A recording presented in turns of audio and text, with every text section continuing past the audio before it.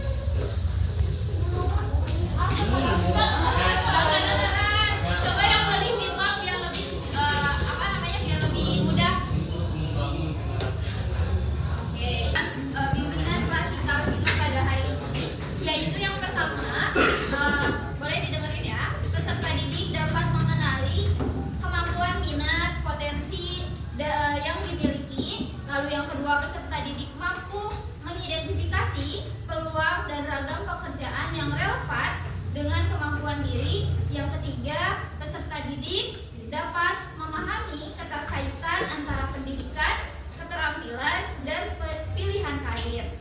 Lalu yang keempat, peserta didik mampu menginternalisasi nilai-nilai yang menjadi dasar dalam pengambilan keputusan karir. Dan yang kelima, peserta didik dapat mengembangkan alternatif perencanaan karir yang lebih terarah sesuai kemampuan dan peluang yang ada. Nah, siswa-siswi semua, kalian kan udah pernah dengar kata karir ya? Tadi yang kalian tahu karir itu pekerjaan. Terus apa lagi? Masa depan. Nah, di sini aku bakal jelasin pengertian karir menurut teori Holland ya. Nah, gak ada pengertian ya. Gak apa-apa, kalian kalau misalnya mau dicatat boleh ya. Menurut teori Holland, karir itu merupakan pekerjaan yang cocok dengan kepribadian seseorang. Bisa dipahami nggak dari kalimat itu? Jadi karir itu adalah pilihan pekerjaan yang cocok dengan kepribadian seseorang. Jadi menurut teori Holland ini, karir yang sukses itu bisa dilihat dari karir yang cocok dengan kepribadian yang kalian punya gitu. Nah, kalian kan tadi bilang apa cita-cita kalian nih, karir kalian ke depannya pengen jadi apa?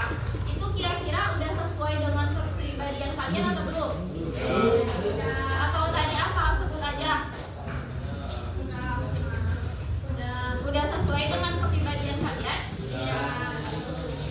Gak tahu. Sebelumnya ada yang udah pernah tes minat dan bakat atau belum? Belum ya? Nah, kalau misalnya kalian mau menentukan karir, kalian bisa dengan tes minat bakat terlebih dahulu, biar kalian tahu nih kepribadian kalian itu lebih kemana, kalian senangnya apa, minat bakat kalian apa, dan itu bisa disesuaikan untuk memilih karir kalian selanjutnya gitu.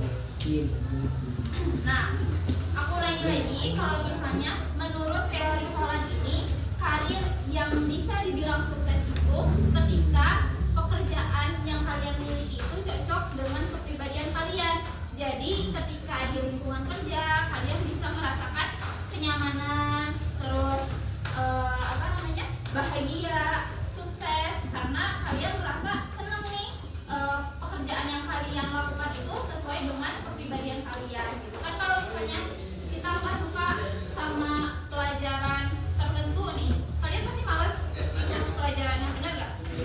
Tapi ketika kalian suka sama pelajarannya, ketika masuk jam pelajarannya pasti senang kan mengikutinya, bisa mengikuti, terus pelajaran yang dijelaskan oleh guru juga masuk. Begitupun karir nanti yang kalian pilih. Jadi ketika karir kalian yang nanti kalian pilih itu cocok dengan kepribadian kalian, kalian pasti bakal merasa bahagia dan nyaman ketika menjalankan pekerjaan tersebut.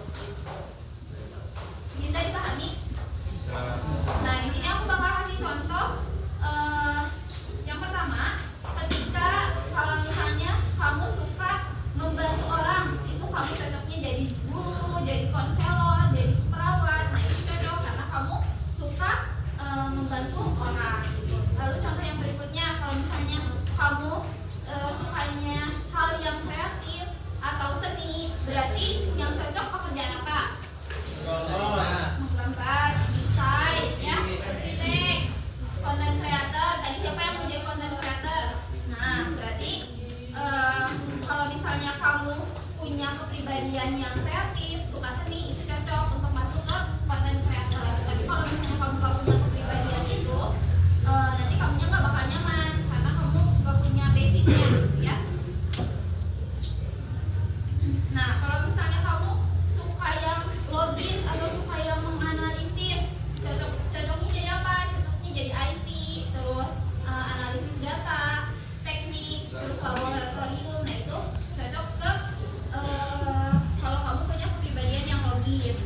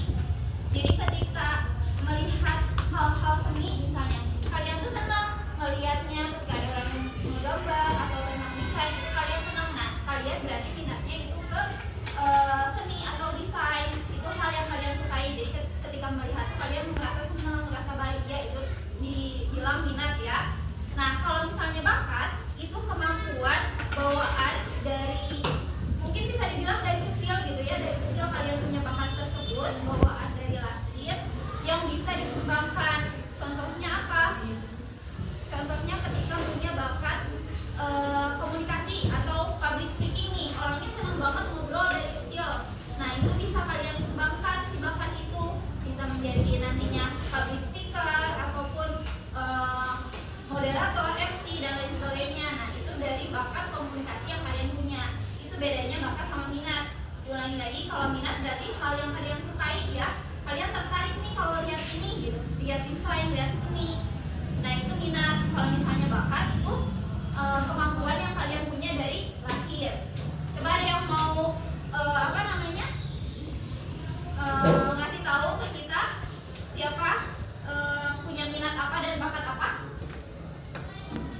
Ada nggak yang mau ngomong nih? Aku minatnya ini, bakatnya ini. Ada? Atau kalian masih belum tahu? Untuk mengenal potensi diri itu yang tadi pertama minat dan bakat, lalu yang kedua itu kepribadian yang tadi aku bilang. Kepribadian itu karakter yang mempengaruhi pemilihan karir. Kepribadian yang kalian punya itu sifatnya seperti apa untuk memilih karir selanjutnya.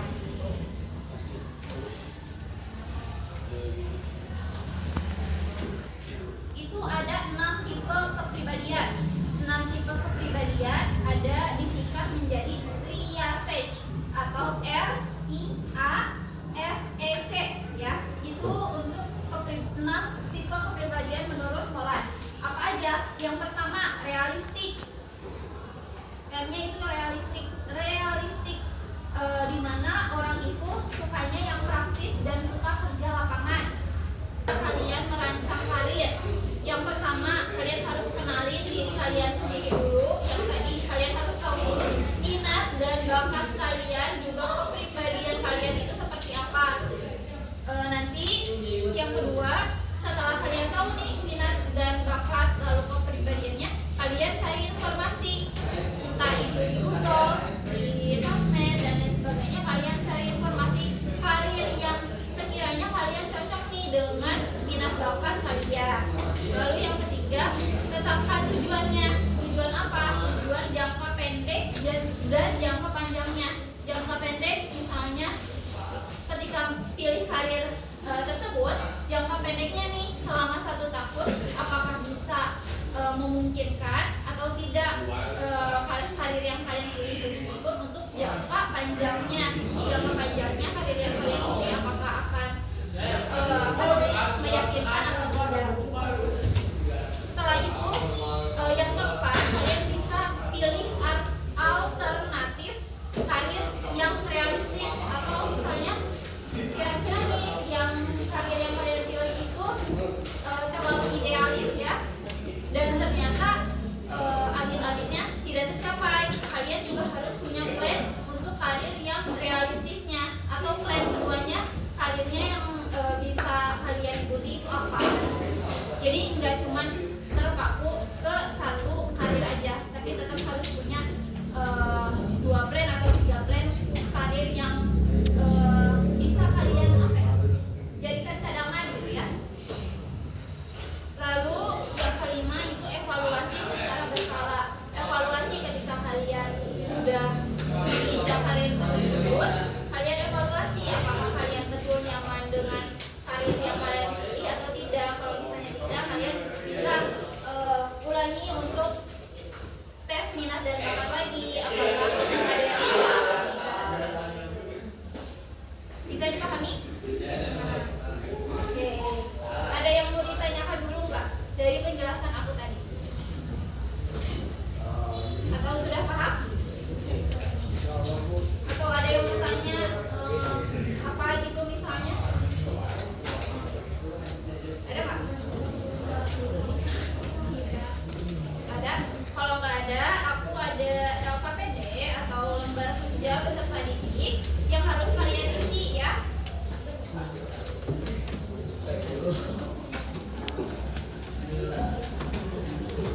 Jadi sesuai sama yang kalian pahami.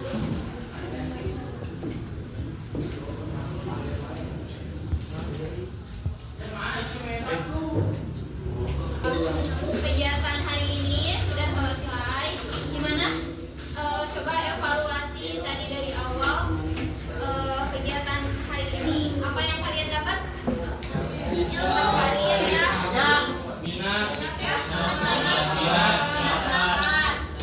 mempunyai 2 flat. Betul. Terus Namanya. ya, gimana perasaannya setelah apa namanya melakukan kegiatan bimbingan klasikal bersama saya? Ya. Semoga apa yang ibu sampaikan bisa bermanfaat. Sekali lagi aku bakal evaluasi kalau misalnya dari kegiatan ini kita bisa ambil kalau misalnya karir itu bukan hanya sekedar pekerjaan aja ya, tapi karir itu menentukan gimana kecocokan antara pekerjaan yang kita pilih dengan kepribadian kita agar menciptakan karir yang sukses di masa depan gitu. Untuk kalian semua semangat, apalagi masih kelas 10, masih banyak waktunya ya, masih panjang untuk menata karir kalian setelah lulus, mau melangkah ke jenjang mana, mau menentukan karir yang seperti apa. Semangat, pasti bisa, meskipun mungkin pasti kalian ada sedikit pesimis ya, kayak aduh takut gak tercapai karirnya dan lain sebagainya.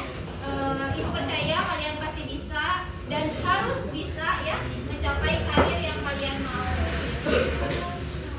Untuk menutup kegiatan pada hari ini boleh dipimpin doa sama Kak Ep.